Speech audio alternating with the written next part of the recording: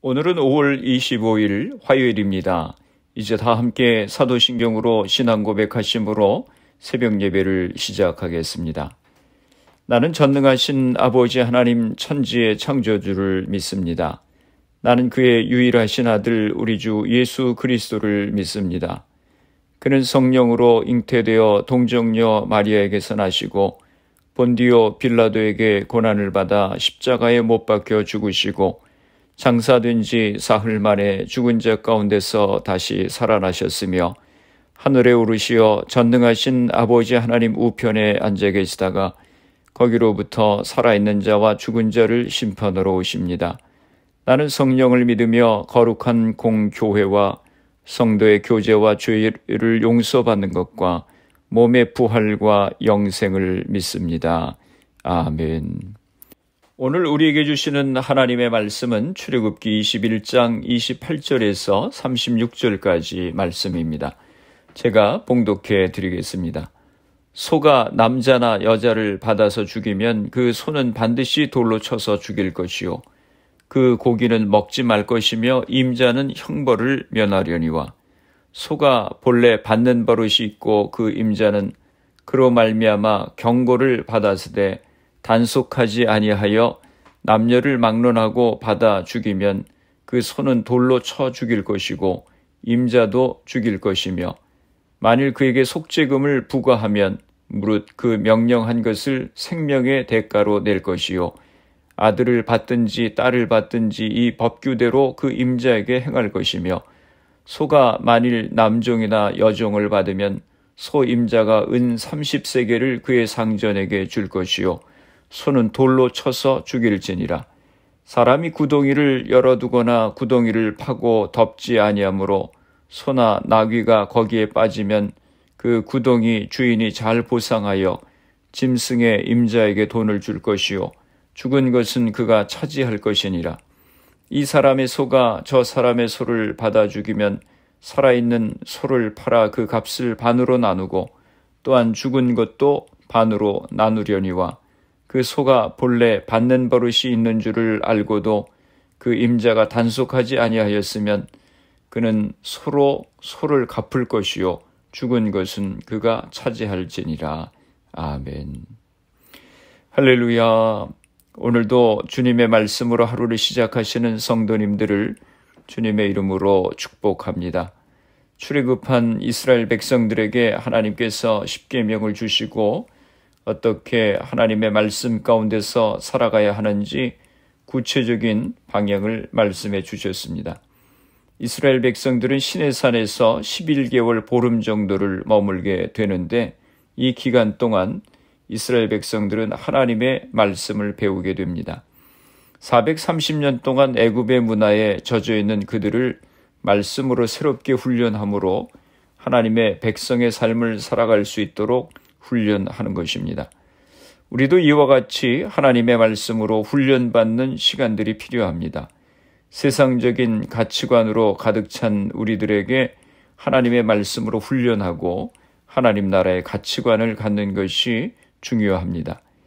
20장에서 이스라엘 백성의 삶의 근간인 십계명과 계약 법전의 종교적인 율례를 살펴보았는데 21장에서는 그들의 실생활에 부딪히는 문제들, 특별히 제5계명과 제6계명의 적용에 대한 구체적인 상황이 율례화되어 있습니다. 즉 공의와 자비에 입각한 성경 율례의 근본 정신 아래 당시 사회나 경제 구조상 자연스럽게 가질 수밖에 없었던 각종 규례들이 언급되어 있습니다. 1절에서 11절은 종의 인권에 대한 문제에 대해서, 12절에서 27절은 인간 생명의 소중성에 대해서, 그리고 오늘 본문 28절에서 36절은 소가 사람을 해쳤을 경우, 또 사람이 남의 짐승에 해를 주었을 경우, 또 소가 소끼리 해쳤을 경우에 대해서 말씀하고 있습니다. 28절에서 32절까지는 소가 사람을 해쳤을 경우의 조항입니다. 28절입니다. 소가 남자나 여자를 받아서 죽이면 그 소는 반드시 돌로 쳐서 죽일 것이요 그 고기는 먹지 말 것이며 임자는 형벌을 면하려니와. 소에게 사람과 같은 죄의식이나 도덕심이 있을 리 만무입니다. 그럼에도 이처럼 소가 사람을 받아 죽였을 경우 이 소를 돌로 쳐 죽이는 데에는 두 가지 의미가 담겨 있습니다. 첫째는 비록 짐승이라도 생명에 대한 핏값을 치러야 한다고 하는 것이고, 둘째는 율법을 어겼을 때의 사형 방법을 적용함으로써 동물도 율법 아래 있음을 보여주고 있다고 하는 것입니다. 그 소는 반드시 돌로 쳐서 죽일 것이요, 의무적으로 돌로 쳐서 죽이라고 했습니다. 그 고기는 먹지 말 것이요, 만일 주인이 죽은 소의 고기를 팔거나 먹거리로 활용하게 되면 손실이 아닐 수도 있기 때문에 그렇게 말씀하는 겁니다. 임자는 형벌을 면하려니와. 그 소의 주인은 형벌을 받지 않았습니다. 고의성이 없고 그 소가 사람을 받는 버릇이 없는 경우를 전제한 것입니다. 29절입니다. 소가 본래 받는 버릇이 있고 그 임자는 그로 말미암아 경고를 받았으되 단속하지 아니하여 남녀를 막론하고 받아 죽이면 그 소는 돌로 쳐 죽일 것이요 임자도 죽일 것이며. 그런데 소가 본래 받는 버릇이 있다고 경고를 받았는데 주인이 소 관리를 제대로 하지 않아서 그 소가 사람을 죽였으면 소는 물론 돌로 쳐 죽일 뿐만 아니라 주인도 죽이라고 했습니다. 단 이 경우에는 주인은 속죄금으로 죽음을 대신할 수 있었습니다.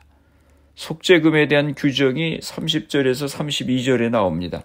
만일 그에게 속죄금을 부과하면 무릇 그 명령한 것을 생명의 대가로 낼 것이요, 아들을 받든지 딸을 받든지 이 법규대로 그 임자에게 행할 것이며, 소가 만일 남종이나 여종을 받으면 소 임자가 은 30세겔을 그의 상전에게 줄 것이요, 소는 돌로 쳐서 죽일지니라. 소의 주인도 죽임에 처하게 되는데 그 주인은 속죄금을 내서 죽음을 면할 수 있었습니다. 그리고 종이 아닌 아들이나 딸의 경우 나이와 성별에 따라서 속죄금이 세분되어 있었습니다. 속죄금은 최저 은 3세겔에서 50세겔까지 이르렀습니다.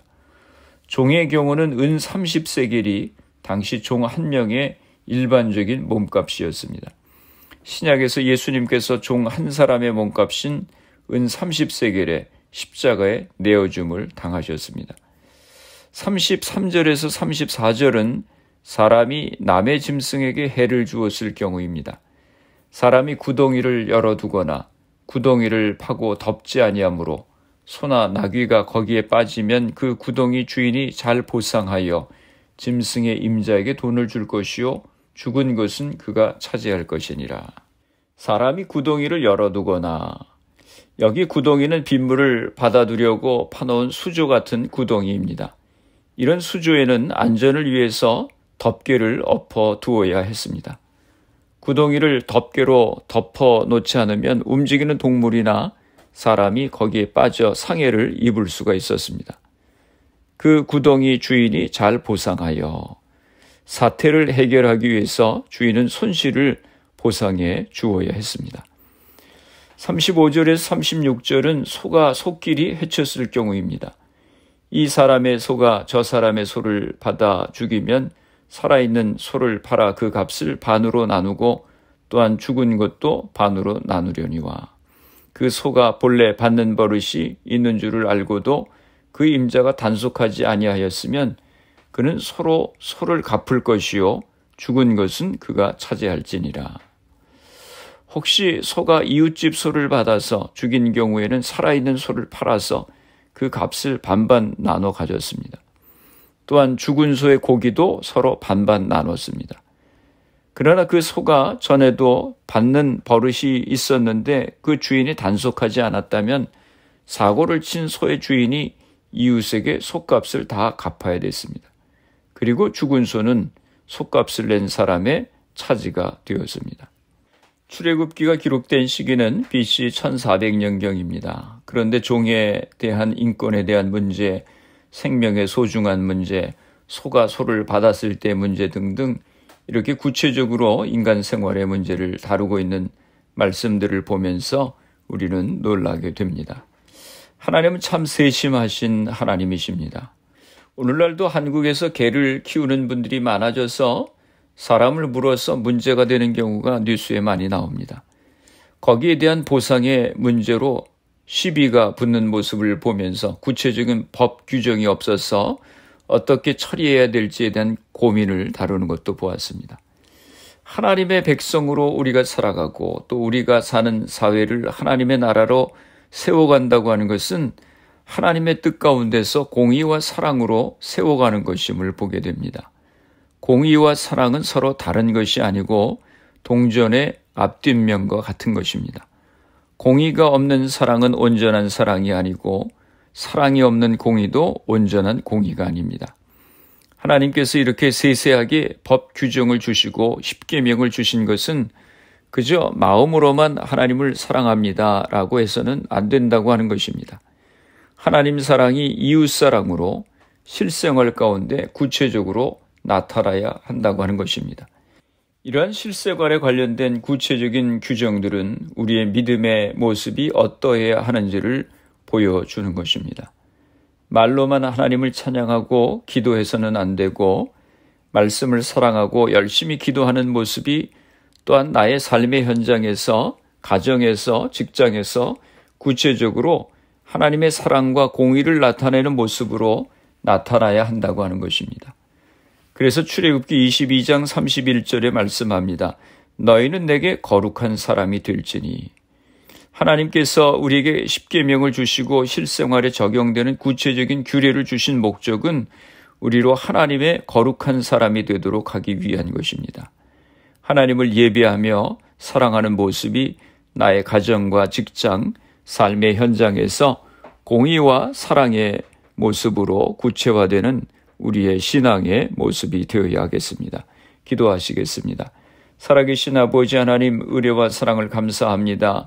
하나님께서 이스라엘 백성들에게 십계명을 주시고 그리고 실생활에서 일어나는 구체적인 문제들에 대해서 법을 지키고 사랑과 공의로 사회를 세워가야 한다고 하는 말씀을 통해서 우리가 하나님의 백성들로서 이 땅 위에서 어떻게 하나님을 섬기며 세상을 섬겨야 하는지 깨닫게 해주심을 감사합니다. 저희들이 모여서 하나님을 열심으로 예배할 뿐만 아니라 나의 가정과 직장에서 사회에서 구체적으로 이웃을 섬기고 공의와 사랑 가운데 행할 수 있는 저희들이 되게 하여 주시옵소서. 우리의 가정들을 위해서 기도합니다. 사랑하는 자녀들을 축복하시고 우리에게 주신 사업과 직장을 복되게 하여 주시옵소서. 질병으로 인하여 어려움 가운데 있는 성도님들을 위하여 기도합니다. 주님, 이 시간 저들을 기억하여 주시고 치료하여 주시옵소서. 코로나 바이러스의 문제가 하루속히 해결되어서 모두가 정상적인 생활을 할 수 있도록 은혜를 허락하여 주시옵소서. 오늘 하루도 주님과 동행하는 복된 하루가 되게 하여 주시옵소서. 예수님의 이름으로 기도드리옵나이다. 아멘. 주기도문 하심으로 새벽 기도회를 마치겠습니다. 하늘에 계신 우리 아버지, 아버지의 이름을 거룩하게 하시며 아버지의 나라가 오게 하시며 아버지의 뜻이 하늘에서와 같이 땅에서도 이루어지게 하소서.